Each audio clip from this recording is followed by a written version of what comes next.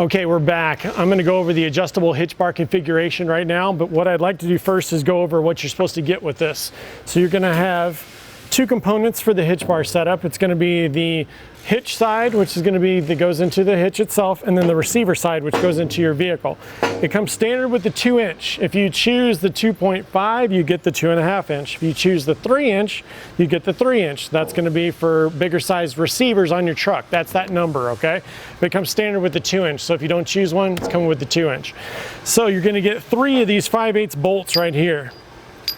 First of all, you're going to get 4 5/8 washers that come with that for these bolts, and you're going to get 1 split washer for the other 5/8 bolts. So I'll show you the configuration of that there too. You've got 3 5/8 nuts that come with this. You've got your tilt pin, which is like that little special tilt pin. If for some crazy reason you're ever like redoing this or something and you misplace this, you can actually use just a half-inch bolt instead of this if you had to. So just a little tip there. These are half-inch washers. We give you 4 of them that come with it right here. Some configurations will allow all 4 in there. Some of them won't allow all 4. So don't think you're like, oh man, I can't get 4 in there, it's not going to work. It's not the case. You may only be able to get 2 or 3.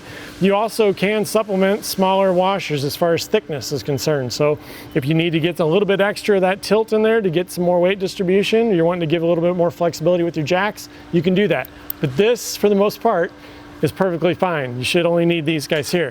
You're also going to have 2 linch pins that come with this. That's for either side when you lock in your over center latches on it. And we also give you a hitch pin so that you can actually secure your hitch bar and your receiver of your truck. So that's what comes with it. We give you all that on this card, and that's that. So as far as the configuration goes for our setup here today, we gave you those, or we just took the numbers on the hitch bar measurement page, which is page 6 here. It has the receiver height. We've determined for the truck, which is the top of the receiver, was going to be 18 5/8 is what that's going to be. The trailer ball height we decided was going to be 21 inches right there. So to get where the receiver or the hitch opening is going to be, you subtract 5.5 inches from this trailer height number right there. That number ends up being 15.5. That's what goes on page 7 here. So you've got step 1, you're going to put in the tow vehicle, which was 18 5/8, which is, I converted it to just I guess the non-fraction form, which is 6.625. So 18,625 is what that's going to be. 21 on our trailer to the top of the coupler, minus 5.5 for your hitch box opening is 15.5. So you're going to take those numbers. And remember earlier we did a little test on this to see how much settle it was going to have. It said it was between 1.5 inches and 2 inches. I'm going to use 1.5 inches.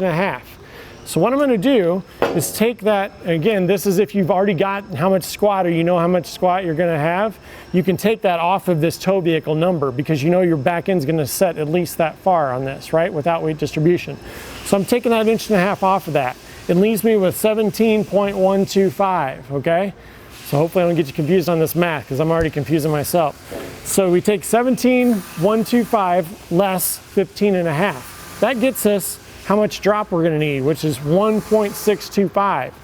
Now you can go and do through all the verbiage and all this stuff if you want to, or you can just flip to the pages that actually have the hitch bar configurations.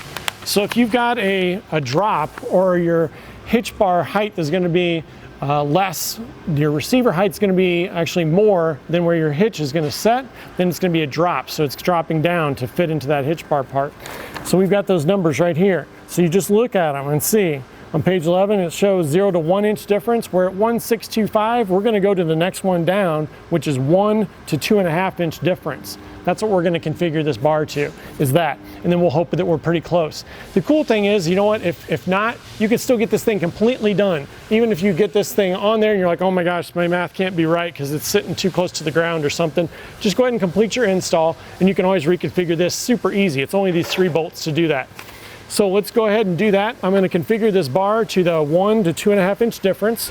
All right, I wanted to focus a little bit on this tilt pin because it's something that people have questions about all the time. So when you're putting this guy into the hitch bar configuration, we say it has to be on top. What that means is it's got to be on the top of the configuration. So if you've got your plates up like this, like our configuration we're going to have for this setup, where we got just a small drop on it, it's got to be in this upper position right here. So we recommend that it's got 2 washers to begin with. You can add more washers if you'd like, that's not a problem, as we said before there, but it's got to be in this upper position. So let's say, you know what, you're on the next page, you're on page 12, and you've got like a 5.5 to 6.5 inch drop. So you've got to flip these plates over. So where does this tilt pin go? It's going to go on the top. It's going to go on the top of the configuration, which is right here. So that's what we're talking about when we're talking about being on the top always. There's 2 pictures in the manual that we just added to it that show exactly that, and that's what we're talking about. So let's go ahead and get this configured. Our configuration, I'm going to start with 2 washers on this, okay?